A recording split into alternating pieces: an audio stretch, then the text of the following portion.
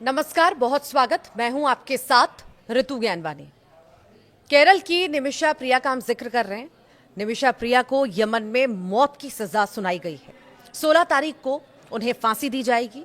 सरकार कूटनीतिक चैनल के जरिए निमिषा प्रिया की फांसी टालने की कोशिशों में जुटी है और इसी बीच निमिषा प्रिया की मौत का मामला सुप्रीम कोर्ट पहुंचा है। सुप्रीम कोर्ट निमिषा प्रिया की याचिका पर सुनवाई के लिए तैयार हो चुका है।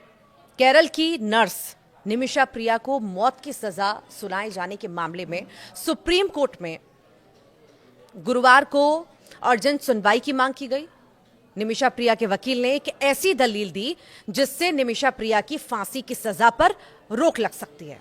जी हां, दरअसल निमिषा प्रिया के वकील ने गुरुवार को सुप्रीम कोर्ट को बताया कि याचिकाकर्ता एक नर्स है। वो रोजगार के लिए केरल से यमन गई थी, लेकिन वहां एक स्थानीय व्यक्ति ने उनके साथ उत्पीड़न शुरू कर दिया। उसके बाद उत्पीड़न की शिकार इस महिला ने अपने कारोबारी मित्र तलाल अब्दो मेहदी की हत्या करने के लिए मजबूर हो गई थी। ये मामला दरअसल 2018 का है। जिनकी मौत हुई तलाल अब्दो मेहदी, वो दरअसल यमन के ही रहने वाले थे। अब ये भी जानकारी है कि 14 जुलाई को सुप्रीम कोर्ट में सुनवाई होगी। जी हाँ, सुप्रीम कोर्ट में सुनवाई के दौरान वकील ने कोर्ट में कहा है कि वहां के शरिया कानून के तहत अगर मृतक के परिवार को ब्लड मनी, रक्त धन दी जाए और वे माफ कर दे तो फांसी की सजा माफ की जा सकती है। हम केंद्र सरकार से अनुरोध कर रहे हैं कि वो किसी कूटनीतिक माध्यम से हस्तक्षेप करें और बातचीत करें। निमिषा प्रिया के वकील ने सुप्रीम कोर्ट को भी बताया कि महिला की फांसी की तारीख 16 जुलाई तय की गई है, इसीलिए मामले को आज यानी 10 जुलाई या कल 11 जुलाई को ही सूचीबद्ध किया जाए ताकि कूटनीतिक प्रयासों के लिए समय मिल सके।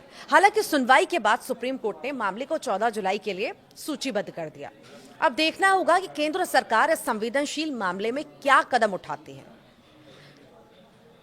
दरअसल निमिषा प्रिया की फांसी पर अब भारत की नजर भी है। भारतीय विदेश मंत्रालय निमिषा की सजा को रोकने या कम करने के लिए हर संभव प्रयास कर रहा है। कौन है निमिषा प्रिया, ये सवाल भी आपके मन में आ रहा होगा। दरअसल निमिषा प्रिया केरल के पलक्कड़ जिले की रहने वाली है। अपनी नर्सिंग की पढ़ाई पूरी करने के बाद वो 2011 में यमन गई थी। उनके माता पिता ने मजदूरी करके अपनी बेटी को यमन भेजने लायक बनाया था। यहाँ उन्होंने नर्स का काम करना शुरू किया। निमिषा प्रिया ने साल 2015 में यमन की राजधानी सनाआ में एक मेडिकल क्लिनिक खोला। इसमें एक स्थानीय स्पॉन्सर जो है तलाल अब्दो मेहदी ने उनकी मदद की इसमें।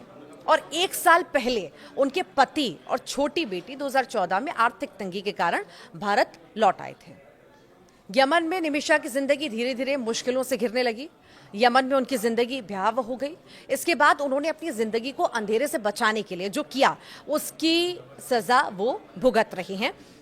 अब देखना होगा कि भारत से भी पहल हो रही है और आगे अब सुनवाई भी होगी। और अगर वो जो तालाल है उसके घर वाले मानते हैं तो हो सकता है यहाँ पर फांसी की सजा पर रोक लगाई जाए। अब 14 जुलाई का इंतजार करना होगा और 16 जुलाई का इंतजार करना होगा कि आखिर उस दिन क्या कुछ फैसला लिया जाता है, क्या कुछ फैसला आता है।